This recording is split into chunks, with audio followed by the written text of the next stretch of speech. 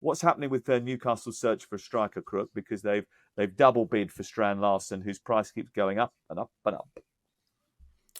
Yeah, and the vibe coming out of Wolves is that however much money they bid, he isn't leaving this transfer window.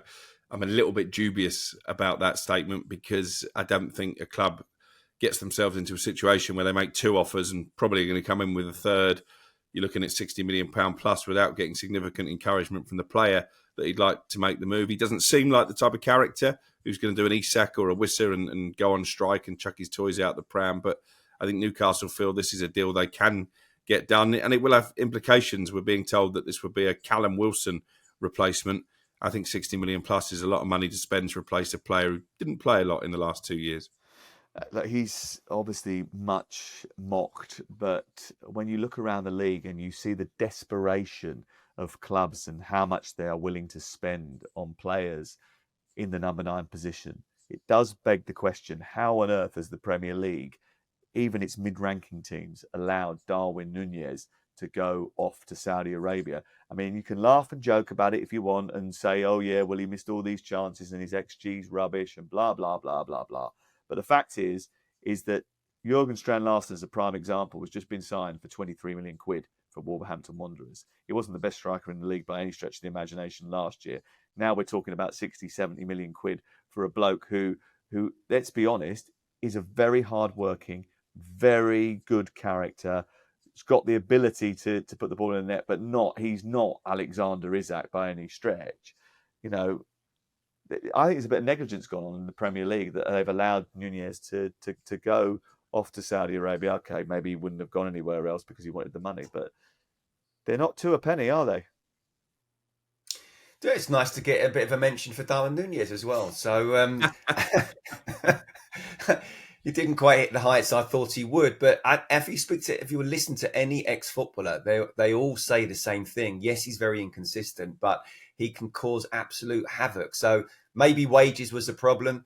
I couldn't agree more, both on Núñez and on Strand Larsen as well. I know he came off the bench to score a couple of goals midweek, but he is nowhere near a £60 million player. It just goes to show, to be fair to Wolves, they've got him under contract. This is what it is. But I think it will have and I know you're saying it will sort of affect the Callum Wilson one rather than Alexander Isak. But how can Newcastle sell when they just can't get anyone else? They cannot afford to let Isak go if they haven't got replacements. Simple as that. If they get Strand Larsen, they get Wissa, they'll sell Isak. Simple as that. Yeah. But getting those. But how much for? Well, they're going to use all of the money that they get from Isak on those 2 players. And actually, if you were a businessman and you're looking at that situation, you go, well, that's not the best use of the money. That isn't right. Are you not better actually sucking it up, selling him for 130 million and then going, right, we'll wait and see. But then everyone knows you've got that money. So you can't do that. So this is why the best clubs, and I'm not having a go at Newcastle here because I don't think they anticipated Liverpool to come in with such a big bid and they were quite determined to keep him initially. I think this is why the best clubs go, we're going to go and get that player first and then we'll sell him. Because you can't do it the other way around anymore because everybody knows what you've got and they just ramp up the prices. And look at everyone knows that Newcastle are desperate now. A reasonable start for Newcastle United in terms of performance, but results haven't been there. So they've had their sort of good performance against Liverpool and then didn't manage to get over the line despite the fact that they were down to 10 players for a long time. First game of the season, they did well away at Aston Villa, but didn't pick up all 3 points. They go to Leeds United. Ellen Road's an intoxicating place to go on Saturday night to take on Daniel Farke's team, who themselves need a result after what was an abysmal, humiliating performance in the Carabao Cup in midweek. So how does this play out? Because there's a lot of players missing for Eddie Howe. Yeah, and that's the concern, isn't it? Because obviously Isak is still unavailable. Anthony Gordon, for a moment of stupidity, who would have started as the false number 9 again, is also not available to Eddie Howe. So I assume Asula will come in up front. But it's that midfield that is a bigger worry, isn't it, as well, with Tonali and Joe Linton injured, although the early sort of vibes are they're not going to be long-term absentees. This game might come too soon, and Ellen Road isn't the type of place you want to go when you're short-handed, although we've spoken about Manchester United's humiliation in the League Cup this week.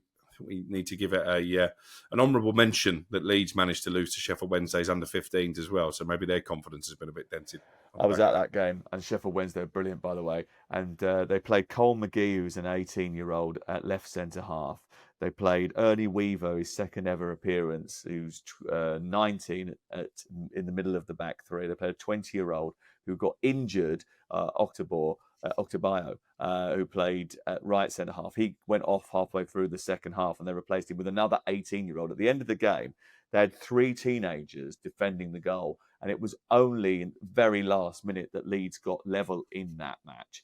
And do you know what? Leeds played a lot of first-team players. They played the 2 brand new centre-half signings, Bornau and Beal, who had a terrible evening, by the way. You know, both of them two looked pedestrian. They looked slow.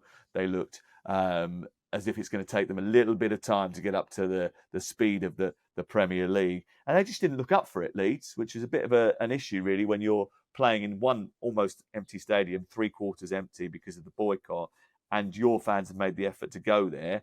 Yeah, there's been a lot of changes, but you should be knocking over Sheffield Wednesday and the 18-year-olds. There was only 2 senior players, really, in the starting lineup.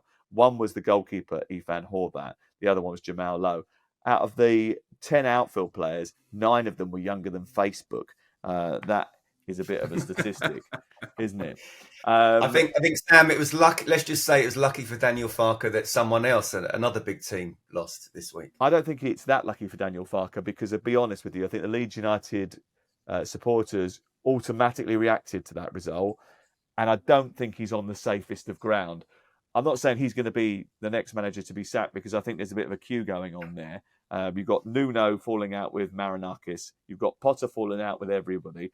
You've got Ruben Amorim, who is sort of not sure himself about what he wants to do. And then Daniel Farke, who I think at the first sign of trouble, Leeds will make a change. So I think those 4, if we get to Christmas and all 4 are still in place, I'd be absolutely gobsmacked. If 3 of them are in place, I'd be gobsmacked. If 2 of them are in place, I'd be surprised. So interesting to see what happens next with them.